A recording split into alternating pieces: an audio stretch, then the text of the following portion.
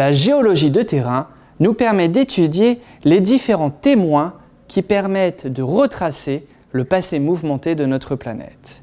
Ensemble, découvrons les différents événements qui vont permettre de constituer ce que l'on appelle un cycle orogénique. Un cycle orogénique, encore appelé cycle de Wilson, correspond aux différentes étapes qui permettent d'expliquer la mise en place et la disparition de certains reliefs, comme nos chaînes de montagnes.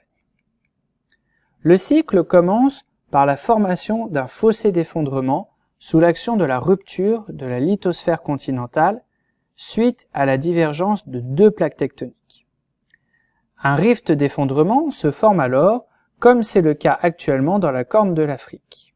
Nous visualisons ici la divergence des plaques qui explique ce rift. La divergence se poursuit alors, la croûte se fracture, comme en témoignent les nombreuses failles normales, puis l'eau remplit le fossé, formant un plan d'eau dont les fonds sont constitués d'une dorsale océanique et d'une gêne lithosphère océanique. Le cas de la mer Rouge en est un parfait exemple. L'accrétion, qui se poursuit au niveau de la dorsale océanique, continue de créer de la lithosphère océanique, tandis que l'océan s'élargit et s'agrandit, comme c'est le cas au sein de l'océan Atlantique. Avec le temps, la densité de la lithosphère océanique vieillissante augmente et finit par provoquer sa plongée au sein de la sténosphère. C'est la subduction. Les métagabbros qui en témoignent ont alors subi un métamorphisme appelé haute pression, basse température, comme vous pouvez le visualiser ici. Ces gabbros à l'origine sont les gabbros de la croûte océanique qui ont subi ces modifications de pression et de température. Par ailleurs, cette subduction est à l'origine de séismes. On peut par exemple localiser les différents foyers sismiques selon un plan incliné, le plan de Wadati-Benioff, que vous avez eu l'occasion d'étudier en classe de première, et d'un volcanisme explosif dû à un enrichissement en silice au cours de l'activité magmatique, observable à la frontière de plaques convergentes. C'est ce qui se passe actuellement le long de la cordillère des Andes.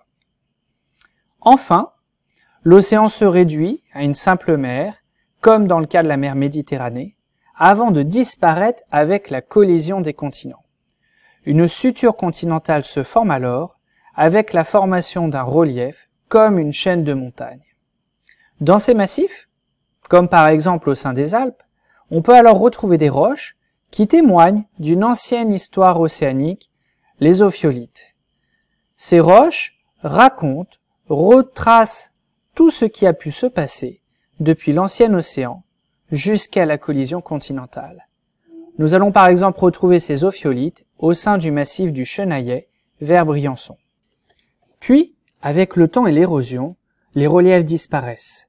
On voit apparaître des discordances, les paysages se remodèlent, un nouveau cycle orogénique peut recommencer. De tels cycles durent plusieurs centaines de millions d'années, entre 200 et 500 millions d'années en général, et témoignent ainsi du passé mouvementé de notre planète.